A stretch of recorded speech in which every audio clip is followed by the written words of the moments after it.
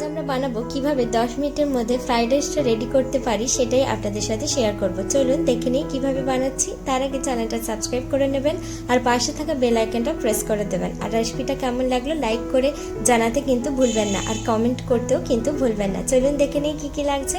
এখানে 2 কাপের মতো চাল নিয়েছি, গোবিন্দভোগ চাল নিয়েছি, সাথে তেজপাতা, এলাচ, লবঙ্গ, দারুচিনি, কাজু, কিশমিশ একটা প্লেটে রেখেছি। আর চালটা সেদ্ধ হওয়ার সময় দেওয়ার জন্য তেজপাতা, দারুচিনি, লবঙ্গ, এলাচ রেখেছি, সাথে ঘি আর গাজরটাকে কুচি করে রেখেছি, সাথে বিনসটাকেও কুচি করে রেখেছি।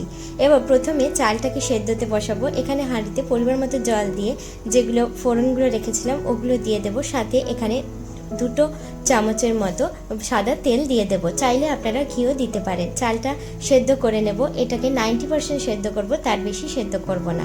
তারপর কড়াইটা বসিয়ে দেব। কড়াইটা গরম হওয়ার পর ঘি দিয়ে দেব, সাথে সামান্য সাদা তেল দেব। এখানে আমি রসুনটা কুচি করে রাখতে ভুলে গিয়েছিলাম, ওটা দিয়ে দেব। তারপর ফোড়নগুলো দিয়ে ভাজা ভাজা হওয়ার পর কাজুটা দিয়ে দেব। কাজুটা একটু ভাজা ভাজা হওয়ার পর, কাজু কিশমিশটা ভাজা ভাজা হওয়ার পর গাজরটা দিয়ে দেবো। গাজরটা দিয়ে বেশ কিছুক্ষণের জন্য ভালো করে নেড়ে চেড়ে নেওয়ার পর বিনসটা দিয়ে দেবো। বিনসটা আর গাজরটাকে খুব ভালো করে আমরা এটাকে ভেজে নেব। যত ভালো করে ভাজা হবে, ফ্রাইড রাইসের সাথে মিশে গেলে আমাদের মুখেও এটার টেস্টটা খুব ভালোভাবে আসবে। এরপর পরিমাণ মতো নুন দিয়ে দেব এবং পরিমাণ মতো নুন দিয়ে ঢাকনা দিয়ে বেশ কিছুক্ষণের জন্য এটাকে ভেজে নেব।